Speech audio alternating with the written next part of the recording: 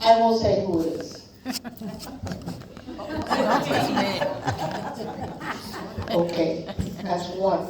All right, so Didn't see your hand. It's me. the front page is Manhattan, New York City. It's an island, and it's right on the Hudson River area. You'd be surprised how many younger children, post-generation, do not know that New York City is an island. And we wonder about our schools these days. New York consists of 5 boroughs, Brooklyn being the largest. I was born and raised in Manhattan, the island of Manhattan. My parents took me to Queens. Queens is one of the boroughs, and that's where I was educated. When I got married, I went further up north, still around the Hudson, and I lived in Nyack, New York. A lot of people know where Westchester is. I wasn't too far away from Westchester or Albany. So, anybody else wants to know anything else about me? I have 4 children, 4 girls. This young lady there, her name is Bernadette, who's helping me out. She is number 2. I forget her year that she was born, I don't remember, but she is in this book. She's a picture, there's a baby picture of her. If anybody recognizes the baby picture, it's her. All right, so what I'm going to do here, did I embarrass you, darling? Her eyeballs are moving, so anyway, for the video, her eyeballs are going like this. So, is anybody here right now want to ask me a question? It could be personal, it's okay, I'm going to answer it. We have more people coming in. Yes, tell me your name first. Chris, Yes, Chris. where were you when this actually happened? Were you at work? Were you at home? Okay, good question. Good afternoon, gentlemen. I'm going to go back, so I'm going to stop, I'm going to breathe. You know, if you see me with a little bit of anxiety, I know how to answer it. First of all, I'm just curious, your nationality. My nationality. Well, first, I am, this is funny, I'm an American citizen, so I won't get deported. I was born here. My parents were born in Puerto Rico, so I am Puerto Rican descent. They would have not gotten deported either. They're part of the United States. So, any other question before I answer where I was? Any? All right, good. I was hoping nobody would ask me my age. So, yes, ma'am. Who is your husband's name that died in 9/11? We're going to be talking about Robert Joseph Gschaar. Okay. He worked for a company named Aon, A-O-N. He was on the 92nd floor. Aon occupied at least 4 floors. That's how many employees they had in the WTC, World Trade Center buildings. Hey, man, how many floors are there in that tower? How many? He was in 97, How many were above him? total? Okay, Tower 2, we'll look it up and we'll answer that question. And Tower 1, I believe, had 101 floors, but we're gonna double check those numbers. That's excellent question, thank you. So he was in the 92nd floor, they had the 97th floor, and they also had another floor which was in the 80, 82, somewhere around there, and that we could also confirm that. Out of, Hold on, I'm sorry. Both towers had 110 floors. thank you, Wow. thank you, Okay. there you go. Good old Google. Did we find out earlier how many people worked on inside both towers? Did we 50,000 every day, plus visitors. Speak up, stand up? 50,000 normally worked in both towers every day, and then they had visitors on top of that. Several Okay. thousand visitors a day. Did you work 50,000 there? each? I didn't. There was also, people from other states will come and independent contractors will go there to do their business. They had conference rooms, beautiful conference rooms, they had a beautiful restaurant there, and they will meet there. So a lot of the people who passed away that day were from other states. Did Yes. you ever go to the tower? Well, you know, there was a tragedy for everybody, you know, because I Yeah. seen it on TV, I couldn't believe it myself. But on that day, traffic was jammed up. The trains, the whole city was backed up with traffic, and nobody could get to work. Well, one of the So things that, the Lord was in on this. He didn't want the people to go to work because he knew what was gonna happen. well, one of the things that did happen that day is all airlines were, everything was grounded. Yeah, I The mean, subway, the airlines, everything. My family, who lived in this part of the state, they went to rent vehicles to get to New York City, driving, and they were lucky enough to get the last few cars that were available for rental, and then they drove. And it took them more than 10 hours because of what you just said. yeah. Everything was bumper to bumper on that day.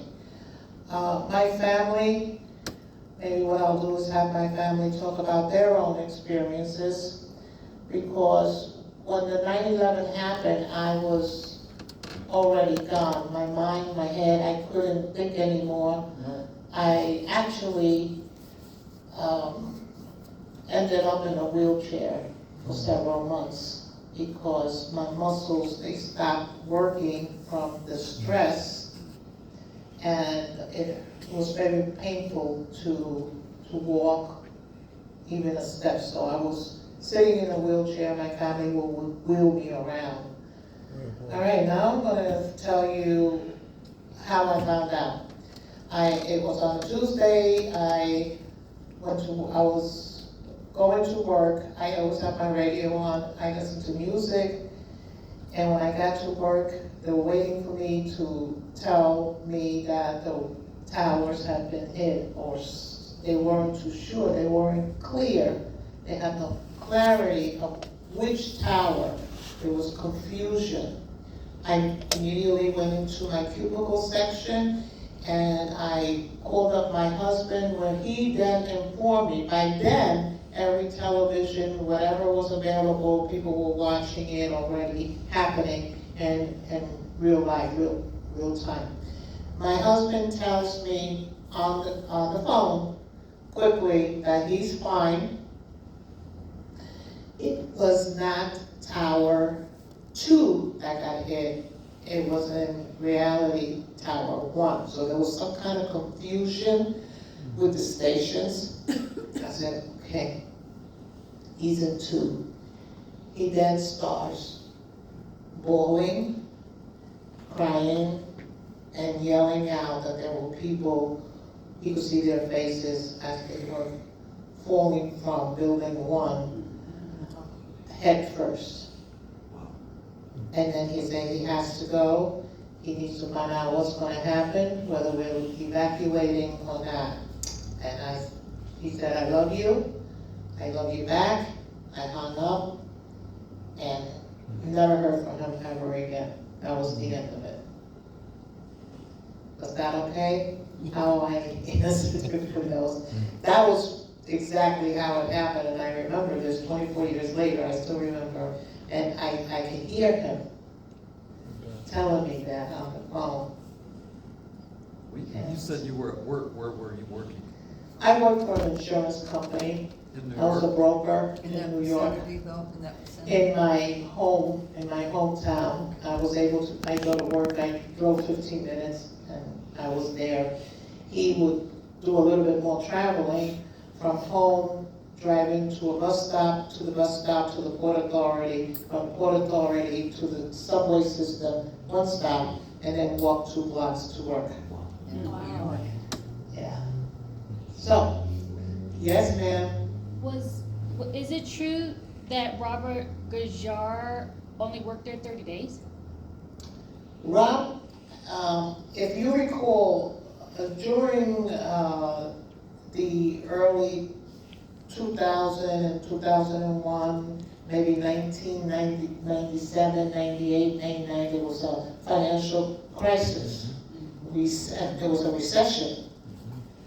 And he was out of work for 3 years. 3 years.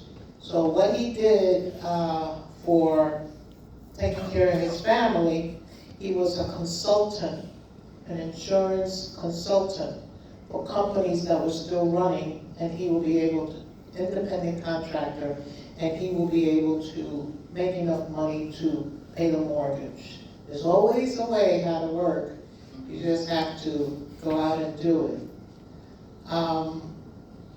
He then landed the job as a director for Aon he began his job August 1st. So he was only in the towers a little over a month. I remember having dinner one night, and it was on a Sunday night, and he said, he was also an amateur historian. He knew a lot about history of wars, and the Civil War was one of his favorite stories that he would read. And he would say to me, boy, let me tell you, Myrta, I really get nervous working here at WTC, because it will be one of the first places that will get hit and if we ever went into war. He was reading a book, which I have at home, and I still have it with a tag, a yellow tag, and it was a book, a small book about war, and written by an Asian gentleman that spoke about how to win the wars. And yeah, so that'll be another conversation another time. Any other questions before I start reading? So since he only had started the job in August, you were never in one of the towers? Or Believe you were? it or not, I used to work in Tower 1 in the early 1970s. I worked there for 10 years. So you know what the towers were like? I knew exactly what they looked like. Now, one of the things of New York City, when you are going into an elevator for those high buildings, those big buildings, you don't just start from the bottom and go all the way up. You know, no. You go up, you stay on one floor, maybe the 33rd floor, and then you move, and then you take another elevator, and that'll take you up. That's how that works. Okay. Yeah. So fortunately enough, I was not in the tower. Right, but you had I had experience. experience in towers, yes. Yes, absolutely. You know, when you look out a window out of where I was working, I was on the 101st floor of that tower in the first building. And when you look out the window, the helicopters, they go around, they were little dots. Yeah. Sure. They look like flies, little black dots. That's how they look like. Yes, sir. And then after you, I'm gonna start reading. Yeah, real quick, that's another reason. I thought the elevators just went No, they don't. Well, that's another reason they couldn't get out, because some places were on fire and others wasn't. Well, to be honest with you, I can tell you a lot of reasons why they couldn't get out, because I'm a widow, and the news doesn't like to advertise negative things. God bless you. Yeah. But the stairwells weren't properly lit, the doors, they couldn't open the doors to get out of the stairwell. There were bodies packed up, all the way to the top for people trying to get out because the doors were not working. They were jammed shut. So those are two reasons that people couldn't get out. Yes, sir. Can I interrupt you for a minute? Because Yes. I've got to run to another meeting, Yes. but I just want to give you this donation. Oh, thank you. So that we- Everybody knows Al Pryor? Sure do. So, All right. that's for you. I'm working with Myrta so that we can bring this to Bedford Township in terms of what she's doing. Thank you. Yeah, thank you. She came in my office one day, and with Paul, I get a little teared up. And this lady says, I want to build this monument. And I'm like, okay. And then she said, listen to the story, get on YouTube and that type of thing. And I was like, let's do it. He did. Thank you. Thanks, Al. He's a man of his word. So, Thank you. Thank you. Can I put this on? Yeah, okay. He'll be there tonight. All right, everybody, here we go. I'm gonna start. What I'm gonna do, the chapters are long, so I'm gonna take some pieces out of certain chapters. And then we can stop, and then I'll take some more questions. I have 1 hour with you guys here on reading, so answer questions. Here we go. One night in 1989, Rob and I were having dinner at one of our favorite restaurants in New York City. If you like to open to page 138. Yes, 138.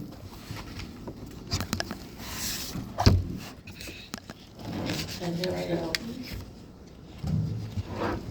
One night, I'll do it again, in 1989, Rob and I were having dinner at one of our favorite restaurants in New York City. We used to call them hole in the walls. I love you, Rob wrote on a napkin. And then he said, married me. He had 2 bills in his hands, one for me and the other for him. Say yes, always carrying your $2 bill with you, he told me. I will do the same. This is the second chance of love for both of us, meaning that he had been in a previous marriage before, and so was I, so that would be a second chance for both of us.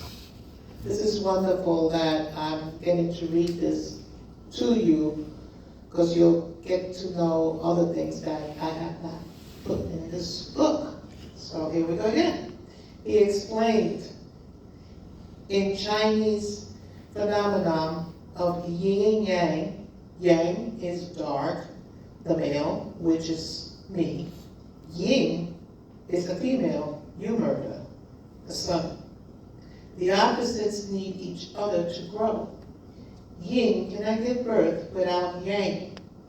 I needed my sweet face in my life, and you are the light of my life. I quickly placed the $2 bill in my wallet, telling him I accepted his romantic marriage proposal. It was a definite yes. Isn't it weird? Romantic. It's fate. Okay, now the second one, let's go to another part. Everybody go to page 152. And now I begin. This one's going to be a little long. The time was 8:59 a.m. when he answered the phone. "Sweet face, I'm okay. It's building number 1, he said in a voice I had never heard before.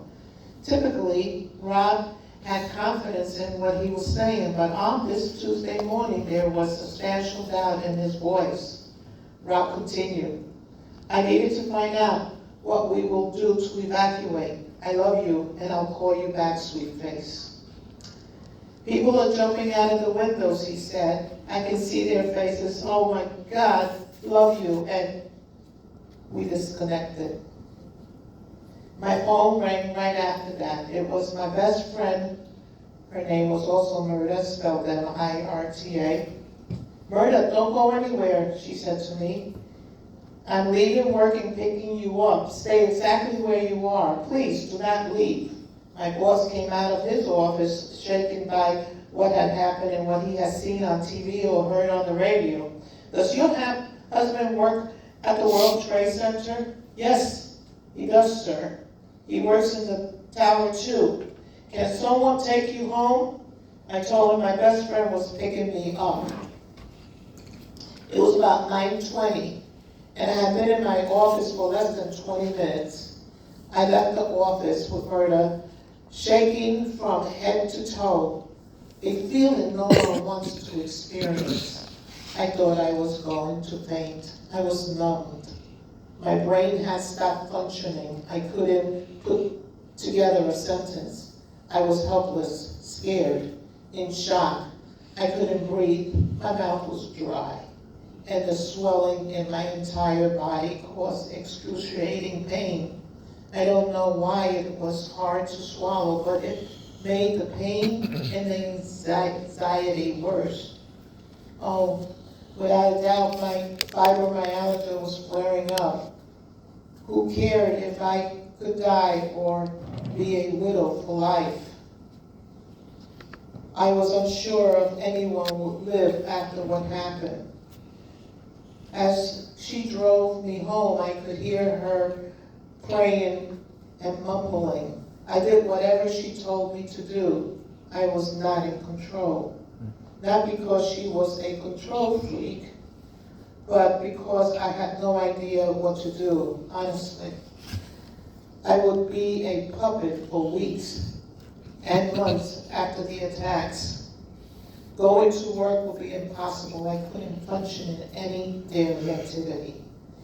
We were now on our way to Myrta's house. It was just a 15-minute drive to Nanuet, Rockland County. I believe traffic increased as the minutes passed, most likely due to people hearing the news. Cars were pulled over on the side of the road everywhere. The sun was bright and the air was warm, and there was no oncoming storm.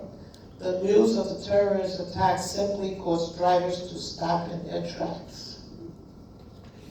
I remember the day before Tuesday morning of the terror attack.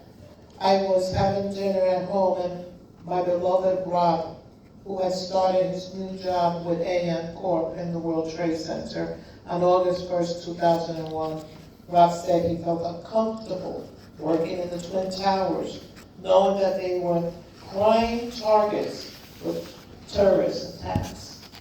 The conversation had alarmed me since our discussion was about history. I was reading The Art of War by Sun Tzu. Anybody read that book yet? You should try reading it. It's a very good book. A comprehensive collection of the essential version of the classic Chinese military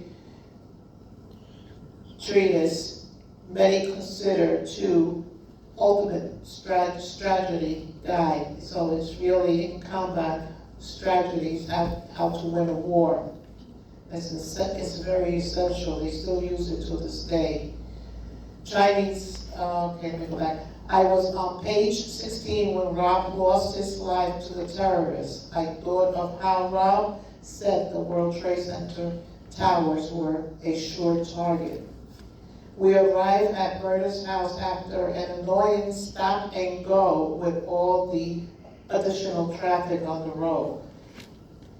It was fear driving people in their cars, believing terrorists were about to invade the United States. The ride was incredibly frustrating. Could you just imagine that people now are thinking it's the end of the world and how they're behaving? And it's just the chaos of it. It's unbelievable. And suddenly I snapped back to the reality of witnessing terrorism in the United States of America and not knowing if I would live to see my children and grandchildren again or write my memoir 20 years later. Once we arrived at Myrta's house, we went up the short stairs. I would hear the news on the TV as Myrta's husband watched it. The sound was piercing my ears. He opened his arms and walked over to me and embraced me. "Rob, it's okay," he said. I turned to the TV screen as one of the buildings crumbled. All that was left was a cloud of smoke. The South Tower was hit at 9:03 a.m. Eastern Time and collapsed at 9:59 a.m. The first tower to fall, which obviously it was Tower 2 that fell down first. Even though it was hit the second, the first was still standing and burning. I was standing before the TV screen and witnessed the towers collapse. At that moment, my heart stopped. I felt nothing but undeniable sadness, and my love was, he's still in the building. I will lose my love forever, I thought. He won't come home to me. Oh, my dear Lord, help him get out. Please, Lord, save Rob, please. At this point, I'm on my knees and I'm praying. I don't remember when it hit me that thousands of other people were missing. What in the world had happened? Where had these planes come from? What was happening? I sat in Myrta's couch for hours, not moving, not saying a word. I was given a volume that my doctor had prescribed to me. Someone went to the pharmacy and picked up medication. I sat on the couch, clutching a pillow, crying and praying until I fell asleep several hours. Myrta and her husband, Carlos, called friends from their home and made a makeshift telecom fortress was set up when they arrived. So what happened here, she just gathered a bunch of neighbors, and they moved all the furniture in her living room, and they got tables, and then everybody had whatever phone they could grab and started making phone calls to hospitals, nearby clinics, anywhere that they could think of where would Rob be. Because people were just taken to emergency places wherever they made the shelter. Usually, there was a lot of shelters over by Pier 11. They made hospitals and tents so they could, they set it all up, and this way they could, some of them were bleeding very badly and be able to give blood and requesting for all types of blood types. There was chaos everywhere. What had started as a beautiful morning had turned into the worst day.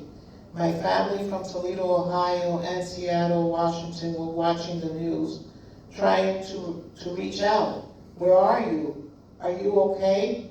The voice machines reached their capacity, and voicemail messages were no longer accepted. The cell towers and the switching equipment used for landline phones were destroyed in the attacks. Another cause of the problem was the massive surge in activity from people trying to find loved ones, forgetting others know if they were alive. Now, I had a friend there also working. She made it out. So that was really good.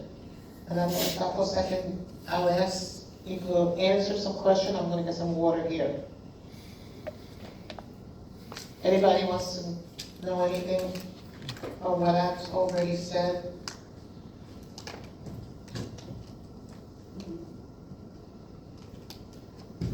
Is everybody okay with me continuing? Can't even imagine standing there watching this and your husband's in the building, knowing you can't do a damn thing.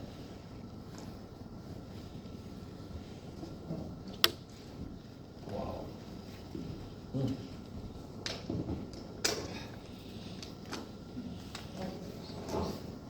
Okay, I'll continue.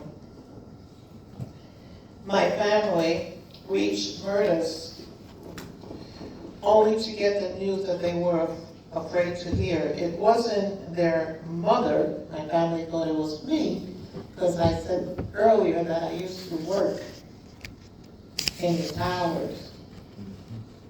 Then they find out that it wasn't me, it was Rob.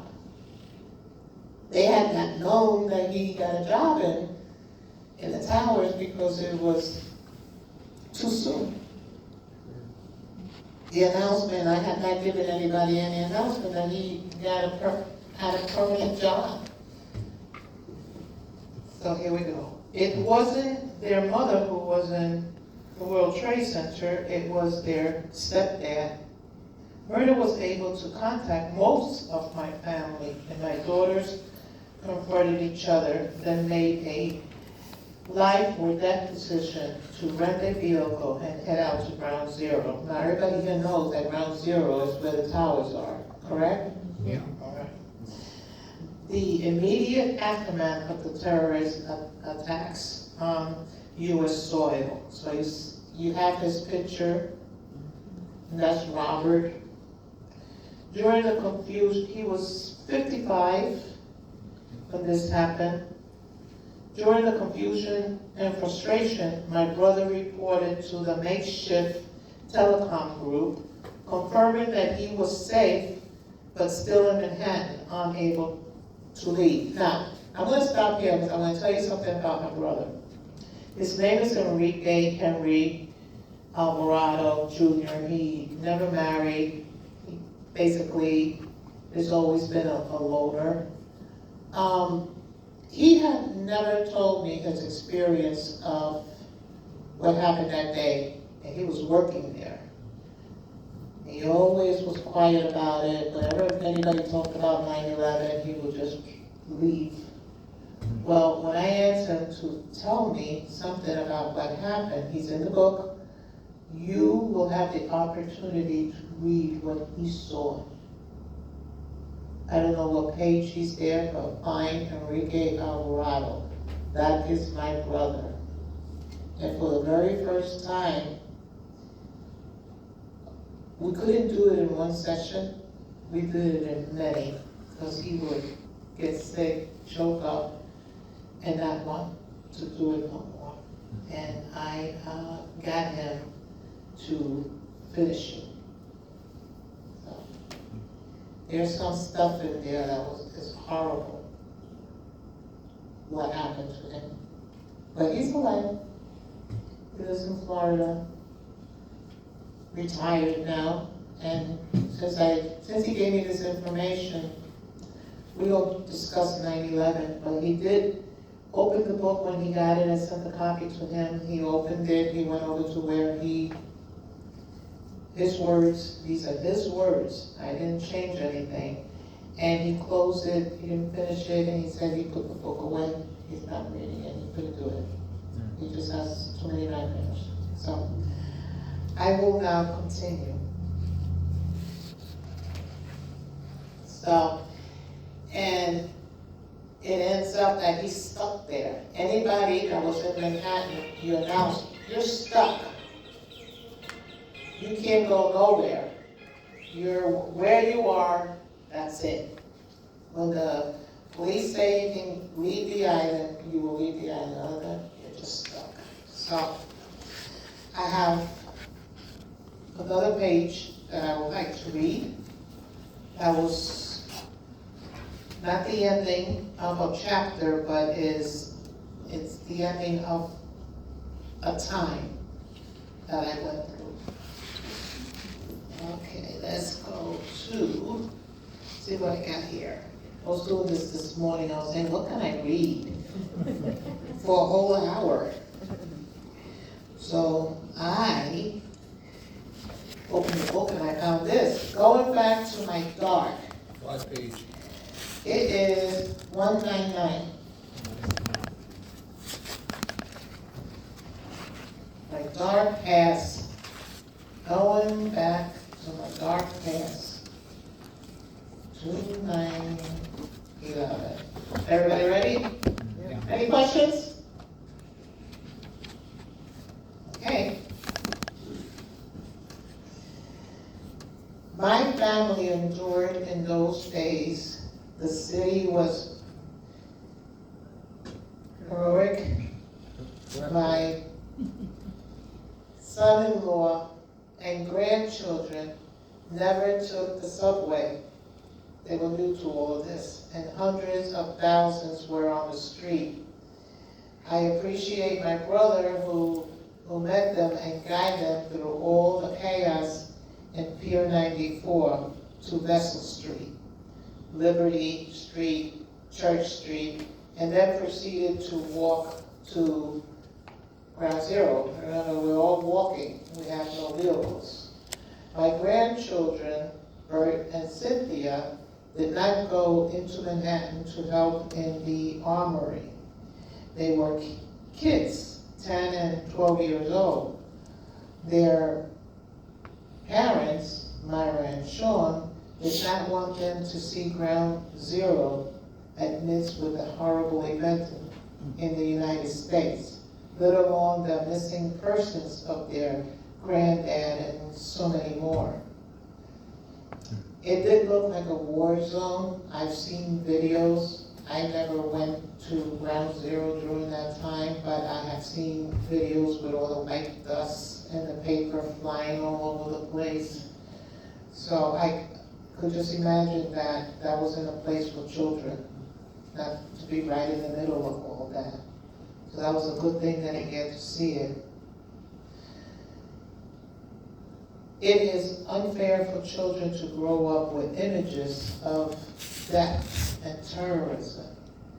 Bert and Cynthia's life changed forever. Today, at ages 30 and 32, they can share their experience with generation growing up in our new world. Now, these are two children who are in the 30s, and we now have post-generation. We need them to continue talking about Ground Zero and terrorism in the United States to their friends, their families, and keep going, all the way going through years, 100 years, 200 years, because we need the United States to be a free country. We're not going to become communists, and we're not going to let anybody wipe us out. So it's up to them. We're not going to be here in another 30, 40 years. So we need these young kids to step up, all boots on the ground, and protect this country. This is the United States of America. It's the best country you could live in. So keep it safe. It is unfair. Where was I up to? Okay. They witness people and strangers uniting with gestures of love, not hatred, to be kind and not mean, to be patriotic. They see the world united for the good of our salvation. Terrorism is unacceptable, and we the people are responsible for protecting our land from terrorism. My life was a blur for several years after 9/11. My family and I went to several memorials and many funerals in the days and weeks and months. After all the funerals and memorials we attended, the sea of sadness, depression, and guilt rose among the survivors, and the other sea of sadness, depression, and confusion among the survivors made it out of the towers. You have a lot of these people who made it out and who are today There's some that already committed suicide, there's some that have been sick from the air, and there's a lot of them who are still depressed and living in the past. Yes? Can you tell us why the $2 bill is significant to you? The ending of that story? Well, everybody here has a $2 bill. I'm pretty sure somewhere. It would be nice. You have it at home. It would be nice if you go to this documentary. It'll tell you the whole story. It's called the $2 Bill Documentary. And the producer, his name is John Bernardo, he did a documentary of the $2 bill. And Did they find everybody that was in the towers? all right, I'm going to tell you that at the end. Okay. Yeah, I will. They had a box, they did come up with a body to get them all. Well, I'll tell you one thing, they found Rob's wallet with a $2 bill. Remember the story I said? Yeah. That's cool. Well, his $2 bill was in the wallet. And when they found that 5 years after the fact, they called me and they said, come and pick up your items, and there's a special place where we went. And I was sitting there and they pulled the $2, they took the wallet out of this plastic case, which was all numbered because everything was itemized and numbered. And it was a nice little room that had the American flag and had this. It was clean, it smelled great. And they started pulling out the contents. This was in here, this was in here, this was in here. But they all had it in these plastic little bags. I believe there's a picture of the $2 bill, and you see it in the plastic. And when I saw the $2 bill, I went, oh my God. So I made a, oh my God, you don't understand, give me that $2 bill, this. And then I pulled out my $2 bill. Not 205. And I went and I said, look at this. This is in the documentary video. If you go to YouTube, you'll be able to see it for free. If you go to Amazon, then you pay, so go for free. Anyway, so everybody wanted to hear the story, so I'm there at the police station, and I'm telling the story about the $2 bill. That is my engagement ring. This is when he proposed, and I told the whole entire thing. So the $2 bill is now at the 9/11 Memorial in Manhattan. And there's a lot of artifacts that have been given to the memorial, and they have to do a rotation. And then they take it out and they put it in this special room. It's controlled by however they do it. The curators know how to do it. So when my $2 bill comes around, people who are visiting the memorial, now I have received letters, I've had phone calls from the curators, and there was this one gentleman from India who, when he read my story and listened to the story, he went out and got a $2 bill to his girlfriend that he was with and sent it to her. So that's a true story. And there were some other artists that have taken my $2 bill and they have sketched it and put it in a frame, and they send it to me, so I have that. So the $2 bill has been literally around the world, the story, not the $2 bill, but the story of the $2 bill has been around the world, and it brings a connection, a love, and this is why it's been very popular. So, Ma'am, okay, are both the $2 bills? yes, Okay. they're together in the building, yes, they are. Okay, I want to answer your question. Did everybody get out? Is that- No, did they find all the bodies? Okay, I know when you went to work, that Okay. you had to sign, say, let's say, Okay, I'm gonna answer that. Okay. I think there's a page in here of pictures of the remains of my husband.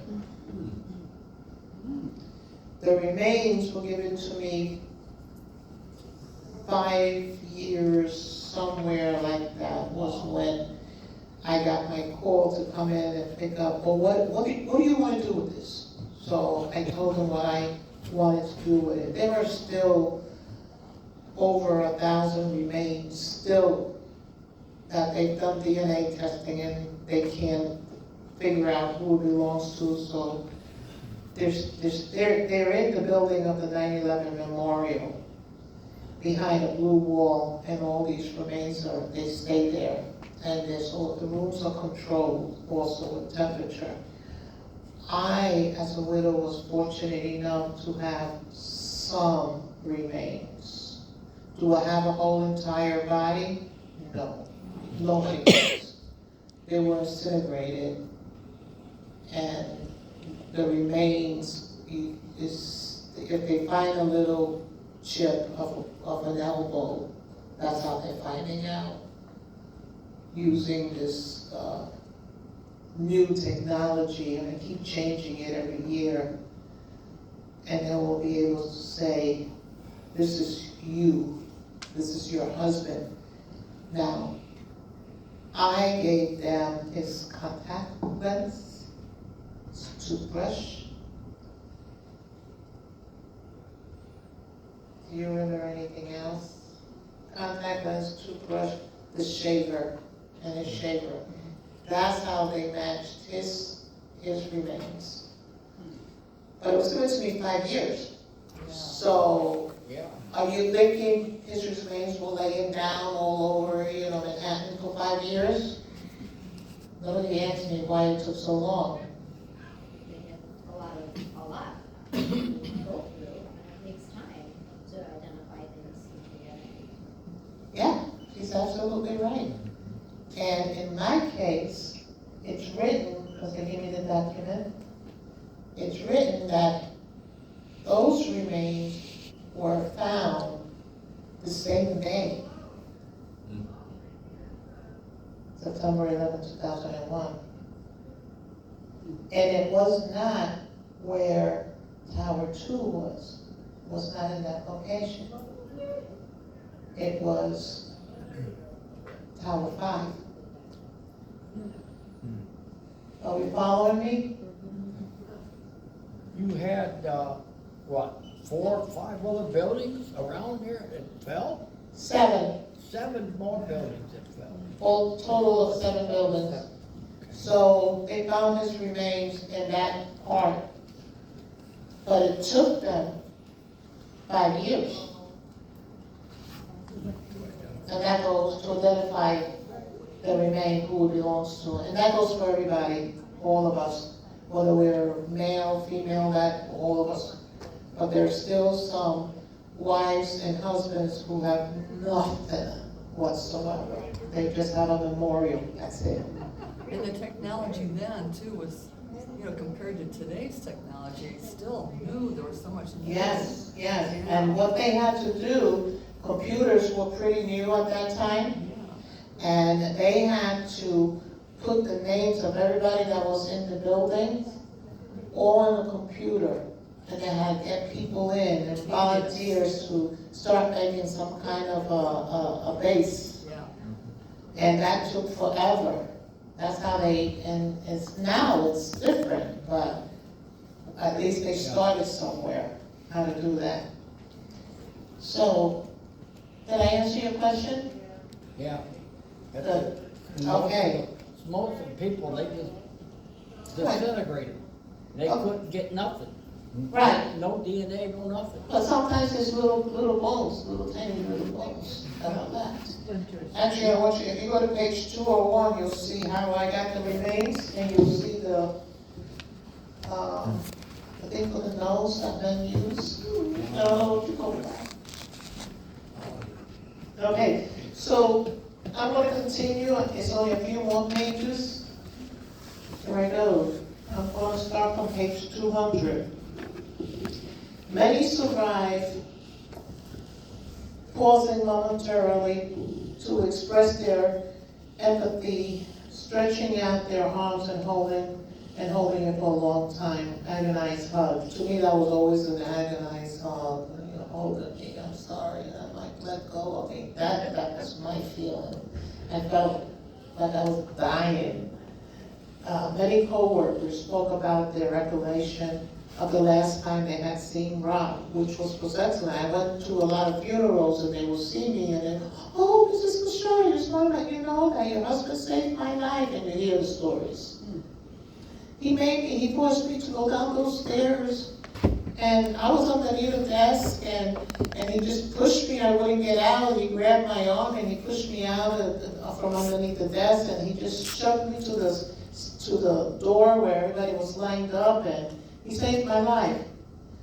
Collectively, they said he saved our lives, directing us down the stairs through the thick smoke. He was yanking on those under the tables that would not move. A young girl said to me, your husband saved me. I could not move. I was stuck in my spot, and Mr. Gschaar summoned me to stand up and run. As he said, I ran fast out to a safe place. I will never forget Mr. Gschaar. I also loved him as my boss, so bright and a teacher of the insurance world. I desire to mourn everyone. I desire to mourn everyone who perished on 9/11. They were innocent with no wrongdoing. They were parents, brothers, and sisters. Whether they had a family, I had needed to be their voice of remembrance and justice. I had been in a blurry state of mind from 2002 through 2005. My family had gone back home after months of taking care of me.